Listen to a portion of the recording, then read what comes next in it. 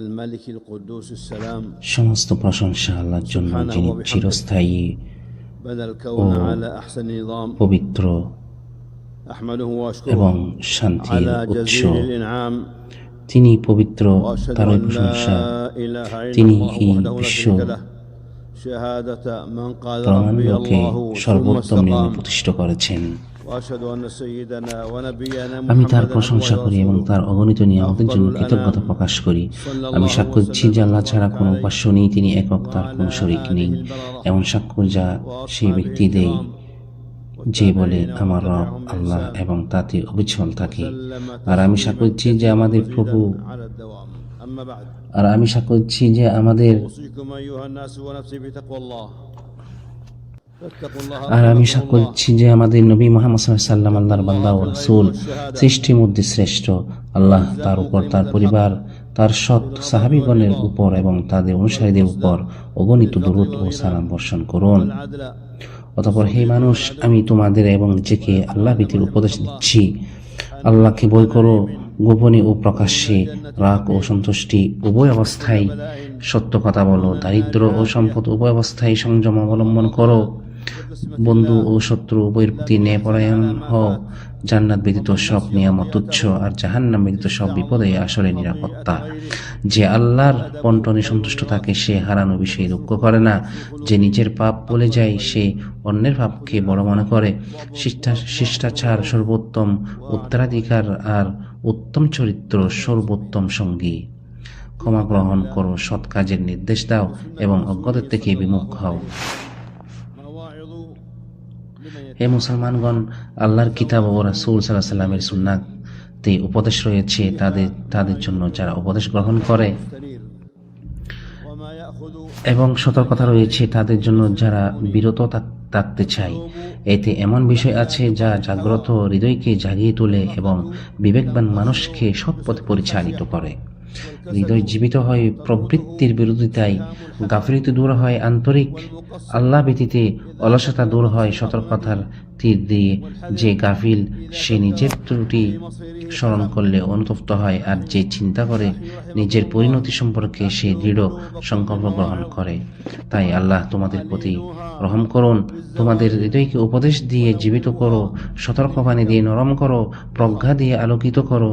যদি তোমরা তোমাদের রবের অবাধ্য হও তবে মহান দিনের শাস্তিকে বই করো এবং নসিহতকারীদের ভালোবাসো, কারণ আল্লাহ এমন কিছু লোককে নিন্দা করেছেন যারা বলেছিল, তুমি উপদেশ দাও বা না দাও আমাদের জন্য একই, এটি তো কেবল পূর্ববর্তীদের কাহিনী, আর আমরা শাস্তিপ্রাপ্ত হব না।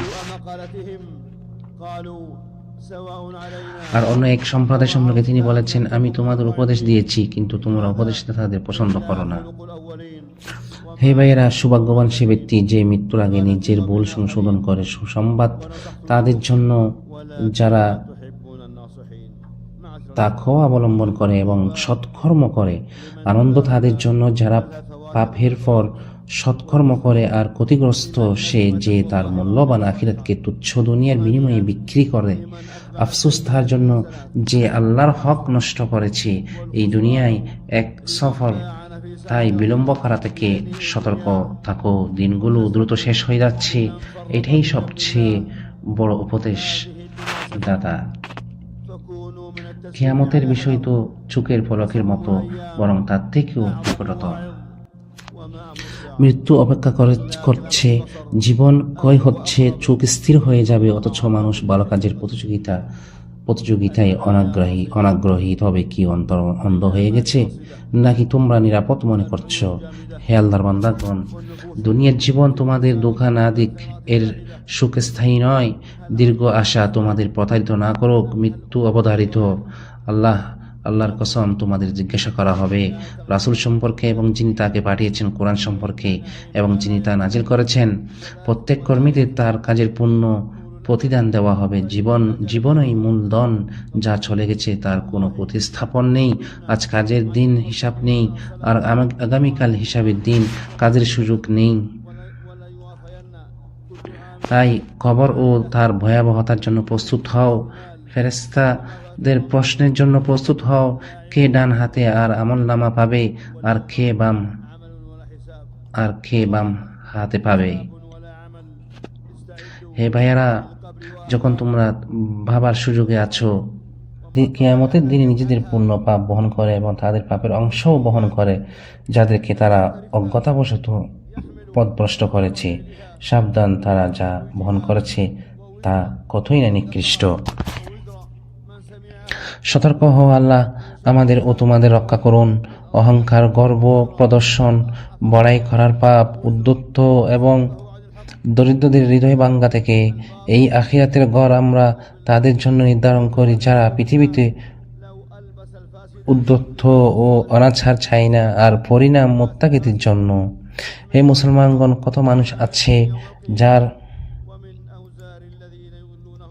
চরিত্র সামাজিক যোগাযোগ মাধ্যমে নষ্ট হয়ে গেছে, আবার কত সম্মানিত নারী আছেন যারা নিজেদের লজ্জা ও শালীনতায় ত্রুটি করেছেন। কেউ অনলাইনে দৃঢ়চিতা কিন্তু বাস্তবে উদাসীন, কেউ এপে উদার কিন্তু বাস্তবে কৃপণ।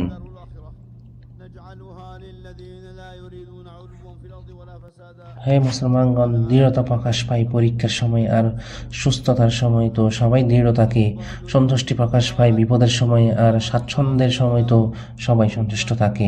যখন অন্তরে অনুপ্রেরণা আসে তখন সবাই আত্মবিশ্বাসী, কিন্তু তা বিলম্বিত হলে অস্থিররা প্রকাশ পায়। বাহ্যিকভাবে সবাই সৎ মনে হয়, কিন্তু নির্জনে আল্লাহই জানে তারা কি করে। ধন্য সেই সব মানুষ যাদের লক্ষ্য উচ্চ, অন্তর নির্মল এবং যারা তাদের প্রতিপালকের শরীয়ত আঁকড়ে ধরেছে। তোমরা তাদের অনুসরণ করো এবং তাদের কাজকে আদর্শ বানাও। হে আল্লাহর বান্দা, মানুষের সন্তুষ্টির জন্য সত্য ত্যাগ করো না এবং মানুষের প্রশংসা পাওয়ার জন্য রং বদলিও না। বান্দার জন্য সর্বোত্তম রিজিক হলো অন্তরের প্রশান্তি, বুদ্ধিতে আলো, হৃদয়ে পবিত্রতা, চিন্তায় স্বচ্ছতা, আর সর্বোত্তম অর্জন হলো পিতামাতার দোয়া, আন্তরিক বন্ধুত্ব এবং সত্যনিষ্ঠ সঙ্গে যারা তোমার অনুপস্থিতিকে তোমাকে খুঁজে তোমাকে সতর্ক করে আর তাদের দোয়ায় তোমাকে ভুলে না। হে ভাইয়েরা, কৃপণ ব্যক্তি সম্পদ জমায় কিন্তু তা অন্যের জন্য রেখে যায়। গীবতকারী নেকি নিয়ে আসে কিন্তু তার নেকি অন্যদের কাছে চলে যায়। আনুগত্যের কষ্ট চলে যায় কিন্তু তার প্রতিদান থেকে যায়, আর পাপের স্বাদ শেষ হয়ে যায় কিন্তু তার শাস্তি থেকে যায়।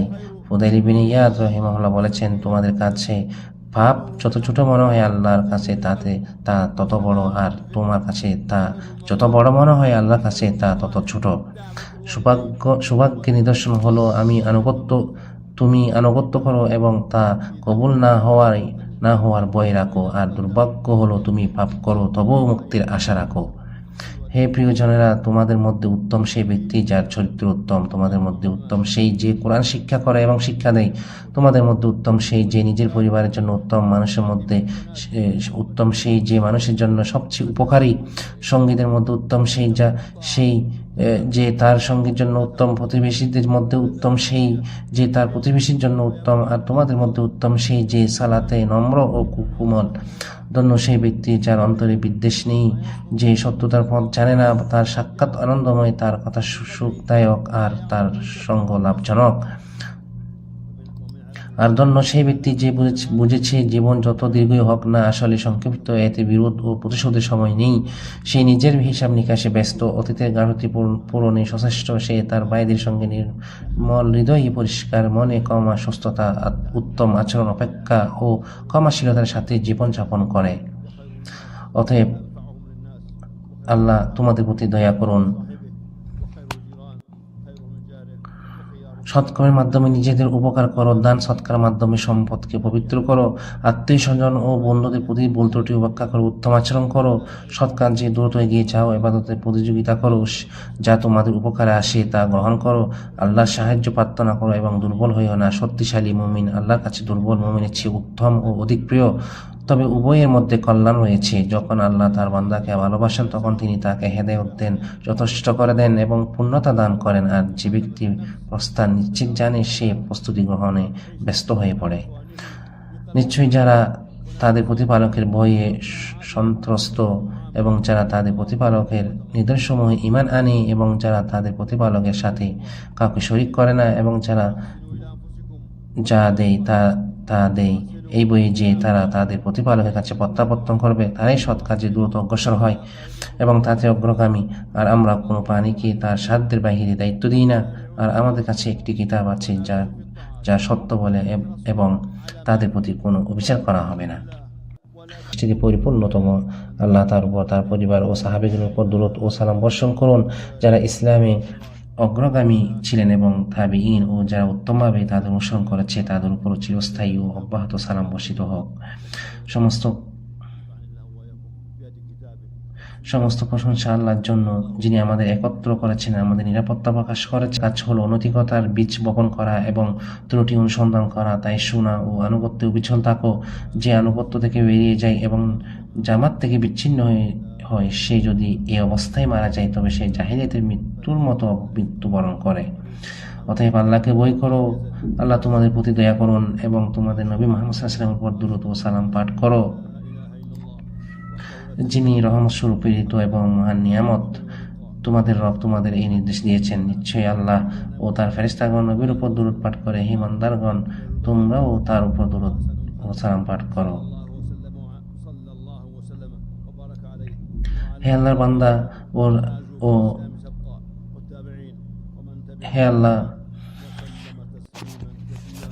হে আল্লাহ, আপনার বান্দা ও রাসূল আমাদের নবী মুহাম্মদ সাল্লাল্লাহু আলাইহি ওয়াসাল্লামের উপর দুরূদ ও সালাম বর্ষণ করুন, তার পরিবার, তার স্ত্রীগণ, তার বংশধরের উপর। হে আল্লাহ, ইসলাম ও মুসলমানদের সম্মান দান করুন, শিরক ও মুশরিকদের অপমানিত করুন, দ্বীনের সীমানা রক্ষা করুন, একত্ববাদীদের সাহায্য করুন, অত্যাচারী নাস্তিক ও দ্বীনের সব শত্রুকে পরাজিত করুন। হে আল্লাহ, আপনার দ্বীন, আপনার কিতাব, আপনার সুন্নাহ, আপনার সৎ সাহায্য করুন।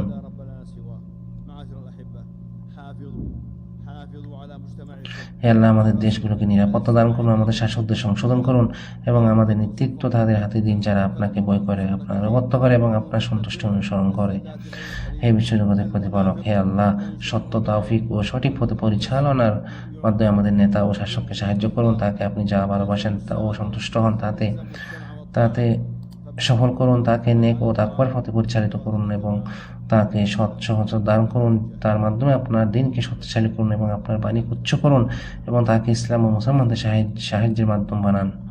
হে আল্লাহ, আমাদের দু দেশের পবিত্র মসজিদের ভূমি সৌদি আরবকে আপনার হেফাজতে রাখুন, আপনার তত্ত্বাবধানে সুরক্ষিত রাখুন আর ঈমান, নিরাপত্তা, সমৃদ্ধ স্থিতিশীলতায় স্থায়ী করুন।